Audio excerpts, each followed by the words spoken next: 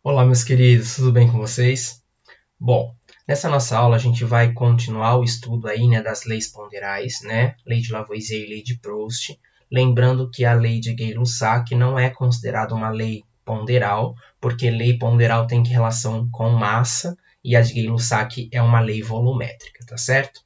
Então, aqui eu vou consolidar o conceito, tá, das leis ponderais por meio da resolução de alguns exercícios. Vamos lá, galerinha. Essa primeira questão é uma questão da Fevale, tá bom?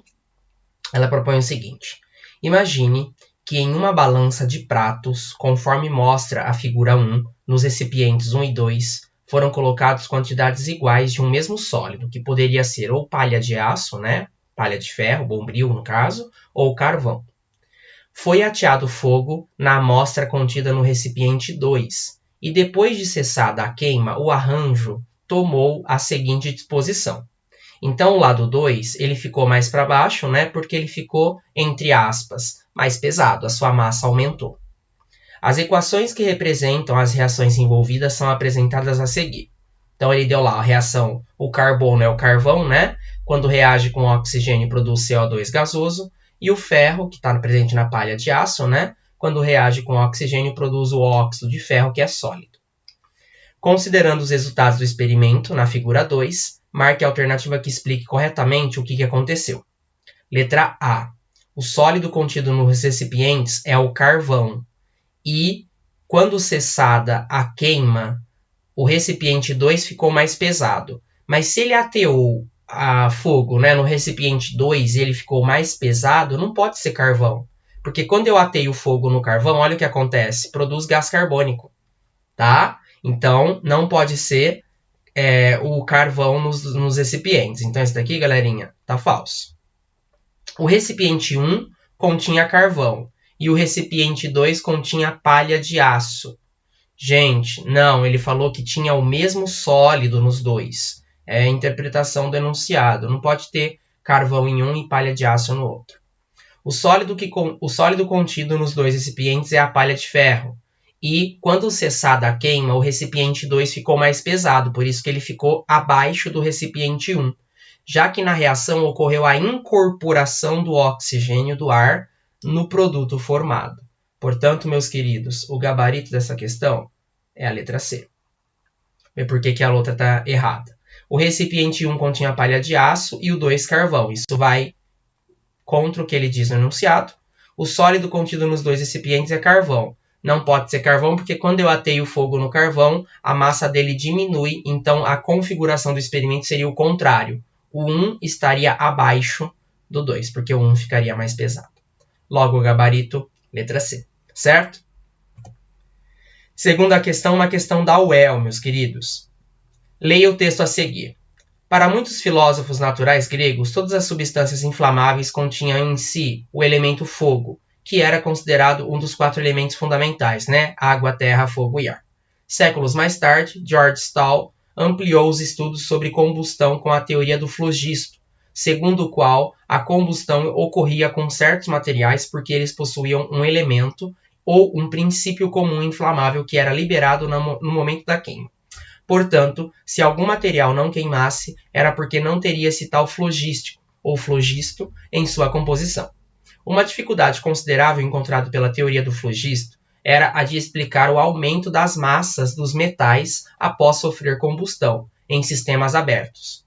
Lavoisier critica a teoria e, após os seus estudos, conciliou a descoberta acidental do oxigênio feita por Priestley com seus estudos, chegando à conclusão de que o elemento participante da combustão que estava nesse componente da atmosfera, o ar em si, juntamente com o material, e não uma essência que todos os materiais continham. Com base no texto e nos seus conhecimentos sobre combustão, assinale a alternativa correta. De acordo com Lavoisier, ao queimar uma palha de aço em um sistema fechado, a massa do sistema irá aumentar. Falso, galerinha. Em sistemas fechados, é válida a lei de Lavoisier. Tudo bem? Tá? Mas eu não posso dizer que em sistemas abertos ela é contrariada. Por quê? Porque a lei de Lavoisier ela foi escrita para reações em recipientes fechados, tá certo? Letra B. Ao queimar uma folha de papel ou em uma caixa aberta, a massa da folha de papel diminui, porque um dos produtos da combustão são gasosos e se dispersam na atmosfera. O gabarito é a letra B. Por quê, galera? Porque papel, né, é feito de... tem carvão, vem da madeira, enfim, né? Então, quando o carbono reage com o oxigênio, ele vai produzir gás carbônico, que é um gás. E como o recipiente está aberto, esse gás vai para a atmosfera, então a massa final diminui. Tá certo? Letra C. Ao queimar uma vela sobre uma bancada de laboratório, a massa da vela se manterá constante, pois houve apenas uma mudança de estado físico. Falso, gente. O tamanho da vela vai diminuindo, né? Ela vai vaporizando, ela vai virando vapor. Falso. Considere que em um sistema fechado, 32,7 gramas de zinco em pó reage com 4 gramas de oxigênio, formando 40,7 gramas de óxido de zinco. Gente, aqui a gente teria que montar a equação, tá bom? Ó, o zinco, ao reagir com gás oxigênio, já vou colocar aqui a equação balanceada para vocês, vai produzir o óxido de zinco, que é o ZNO. Tá certo? A massa do zinco, galerinha, na tabela periódica é em torno de 65, tá bom? O oxigênio é 32, né? Vezes meio daria 16. Então, ó, aqui seria assim, ó, 65, que é aproximadamente a massa do zinco. O oxigênio, 32, vai dar 16. Somando aqui, né, 60, 70, vai dar 81 gramas desse. Perfeito? Agora, ele falou que ele colocou 32,7 desse para reagir com 4 desse. Galerinha, se a gente prestar atenção aqui, ó, esse mais esse não vai poder dar esse, certo? Mas olha também, né? Tá um pouco estranho, porque ele falou que 32,7 vai reagir com 4 e vai produzir 40, né? A massa final está bem superior da soma das massas que ele colocou para reagir, né?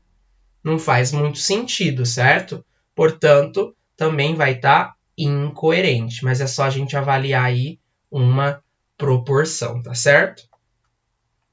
Na letra E, na combustão do carvão em um sistema fechado, 1 mol de carvão reage com 1 mol de oxigênio, formando 2 mol de gás carbônico. Não, ó, olha aqui. 1 mol reage com 1 mol, produzindo 1 mol. Portanto, aqui também está incoerente, letra B. Tá certo, gente?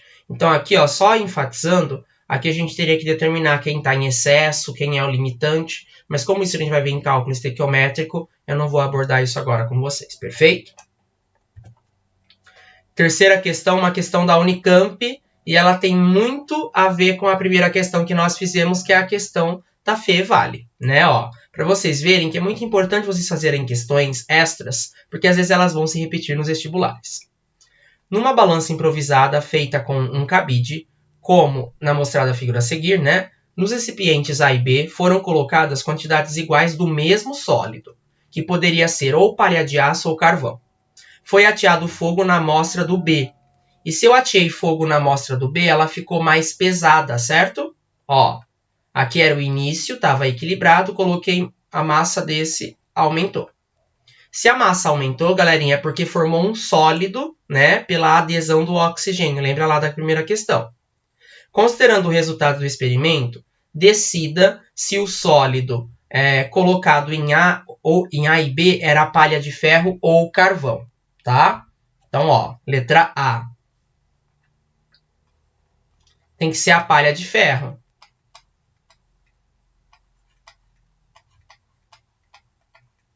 Pois houve incorporação de oxigênio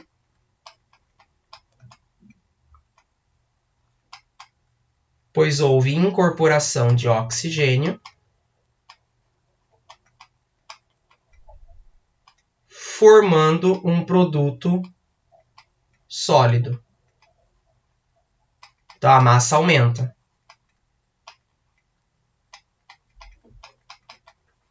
Lembrando que se fosse o carvão, formaria CO2 e ele iria embora porque o sistema está aberto. Então, aqui vai ficar assim, ó. O Fe, que é sólido, tá? Depois a gente faz o balanceamento aí. Ele vai reagir com o oxigênio do ar. E aqui, galerinha, vocês poderiam ter colocado qualquer um dos óxidos. Pode ser o FeO ou Fe2O3. A ideia vai ser a mesma, tá? Eu vou colocar o Fe2O3, óxido de ferro, né? Que é sólido. Para a gente fazer o balanceamento melhor, galerinha, eu vou multiplicar aqui por 2, aqui por 3 e aqui por 4, né? Para balancear o ferro. Perfeito? Mas essa equação também ele vai pedir, ó, vamos lá. Escreva a equação química que ocorreu. É essa que eu acabei de colocar ali em cima, tá bom? Então aqui a gente já respondeu a letra A e a letra B, tá certo?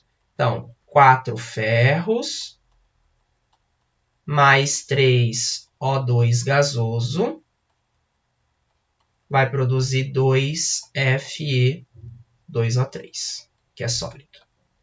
Aí você poderia também explicar na letra A, não é necessário, mas colocaria. Se fosse o carvão, o esquema ficaria ao contrário, né? Aonde ele colocou fogo ficaria mais leve, então o cabide iria ficar ao contrário. Tá certo, gente? Tudo bem? Questão da Unicamp, tá bom? E a última é uma questão da Unesp. São colocados para reagir entre si 1 grama de sódio metálico com cloro gasoso.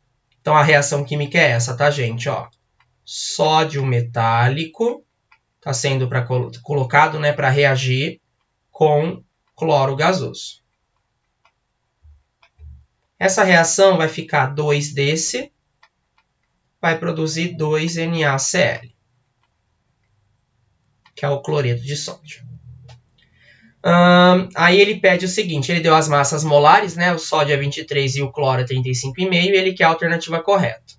Essa reação é 2 mol desse para 1 desse. Como o sódio é 23, 2 vezes 23 daria 46 gramas.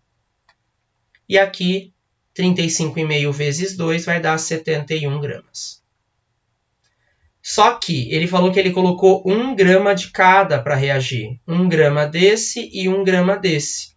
Eu tenho que descobrir aqui, galerinha, quem é o meu excesso, tá? Isso a gente vai abordar de forma mais detalhada lá em cálculo estequiométrico. Multiplicando em cruz, ó. Aqui vai dar 71 e aqui vai dar 46. O lado que deu maior valor é o meu excesso, que no caso vai ser ali o sódio, tudo bem? Então, o sódio metálico, ele está em excesso, tá certo? Aí, o que a gente vai ter que calcular aqui? O seguinte, ó. 46 está para 71, 1 está para x, para eu verificar quanto que reagiu, certo? Então, vai ficar que o x é igual a 46 dividido por 71, tá certo? Essa é a ideia aí proposta pelo exercício, tá certo? Gente, fazendo essa continha, a gente vai achar um valor aproximado aí de 0,648. Essa é a quantidade que reagiu do sódio, tudo bem? Só que como eu tinha 1 grama no início, eu vou subtrair esse 0,648, certo? Então aqui, ó, subtraindo, aqui vai dar 0,991, aqui vai ficar 2, 9 menos 4, 5, 9 menos 6, 3. Portanto, o excesso é o sódio, e quanto que tem de excesso dele? 0,352. Certo? Espero que vocês tenham entendido. Essa parte de excesso ilimitante, não se preocupem, que a gente vai ver nas nossas próximas aulas, que é cálculo estequiométrico. Perfeito, meus queridos? Um abraço, viu? Bons estudos e até a nossa próxima aula.